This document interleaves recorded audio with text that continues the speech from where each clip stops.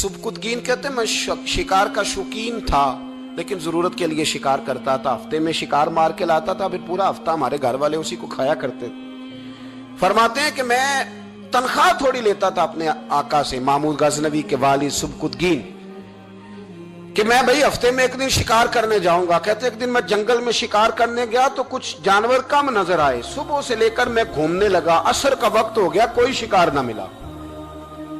अब मेरे दिल के अंदर यह डर था कि अगर मगरिब मुझे यहीं हो गई तो मुझे कोई दरिंदा, कोई जानवर परेशान करेगा। इसी परेशानी के आलम में मैं दाएं बाएं देख रहा था कि हरनी का एक बच्चा मुझे नजर आया। मैंने झट से वो हरनी का बच्चा ही उठा लिया कि आज यही शिकार करूंगा। कहते मैंने उसे घोड़े के आगे रखा, अपने आगे गर्दन की जानिब, और मैंने घोड़े की लगामें इस तेजी से घुमाई कि सर पट घोड़ा दौड़ाया ताकि मगरिब से कबल मैं शहर में पहुंच जाऊं, ये जंगल का इलाका गुजर जाए। कहते हैं मैं, बड़ी गर्मी थी, बड़ी प्यास लगी, पर पानी ना पिया ना घोड़े को पिलाया। सर पट दौड़ाया इस डर से कि कहीं ऐसा ना हो कि मैं जंगल में मुझे शाम हो जाए। कहते हैं जब मैं शहर से बाहर पहुंच गया तो मगरिब का वक्त भी शुरू हो गया। कहते हैं अभी मैं पहुंचा ही था, मैंने वहां घोड़े को रोका, खुद भी पानी पिया, जानवर को भी पिलाया। कहते हैं जरा मैंने आंख उठा के देखा तो जिस हरनी का मैं बच्चा लाया था वो भी दौड़ती हुई मेरे पीछे आ गई। कहते हैं वो पीछे मेरे खड़ी है, पता नहीं कहां से बेचारी दौड़ी। मेरा तो घोड़ा था और मैंने तो सांस भी नहीं लिया। 1.5 घंटा 2 घंटे मैं भगाता लाया इस जल्दी में कि बाहर आना है। कहते हैं पलट के देखा तो उसकी सांस फूली हुई हरनी की और ललचाई नजरों से मुझे देख रही है। दिल के एक कोने से आवाज आई कि आज तो 2 शिकार हो गए।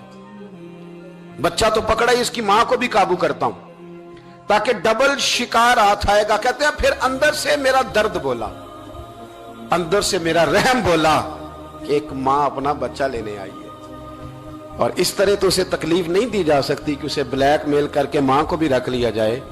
कहते हैं जब मैंने उस हरनी की तरफ देखा तो उसकी नजरों में सवाल था, उसकी नजरों के अंदर सवाल था, कुछ मांग रही थी।